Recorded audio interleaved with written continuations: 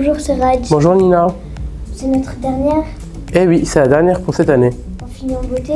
En beauté avec un grand classique. On fait quoi alors? Un plat convivial pour fêter la fin du tour, la tartiflette. Ce nom de tartiflette vient du patois savoyard tartifla qui veut dire pomme de terre. Cette recette est toute récente, créée en 1980 par les producteurs de Roblochon qui ont modernisé cette recette d'un restaurateur de la Clusa qui dans le feu de bois avait créé la pella. On commence par s'occuper par la tartifla. Oui, on les fait bouillir dans l'eau avec leur peau.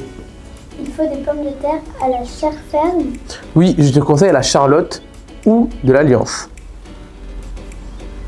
Le temps de bouillir nos pommes de terre, on va s'occuper de notre fondu d'oignon. La tartiflette en demande beaucoup. 3 feront l'affaire que l'on va émincer finement. C'est la fin du tour ou les oignons qui te font pleurer? Dans un faitout, on verse un peu d'huile et on fait dorer les oignons.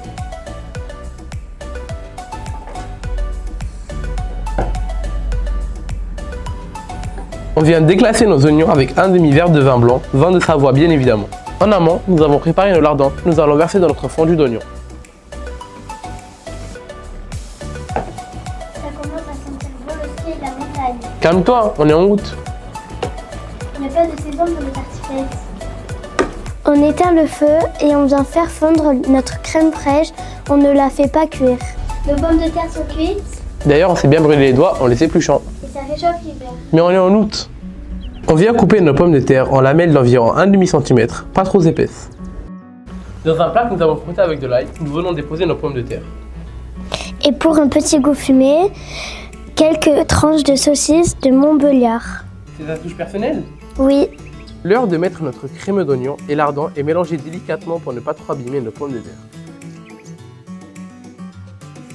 Moi aussi j'ai ma petite touche secrète. c'est quoi? Disposer du fromage de raclette en vrac. Ça ne suffira pas le reblochon. Au contraire, tu verras, ça fera une consistance assez filante. Place au reblochon. On le coupe. Sur sa tranche, Ne pas se rater. on le pose sur notre tartiflette, la croûte en haut et direction le four pour une demi-heure. Vous pourrez au bout d'un quart d'heure remuer légèrement pour bien mélanger le fromage une fois fondu.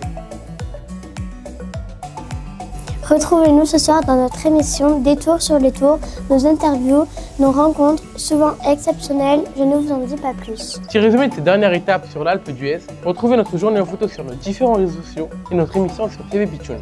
C'est fini pour nous On espère que vous avez passé un bon moment à nous regarder. et que vous avez envie de cuisiner maintenant. À l'année prochaine pour une nouvelle séance sur les mains sur les cocottes, pour un nouveau tour de France culinaire.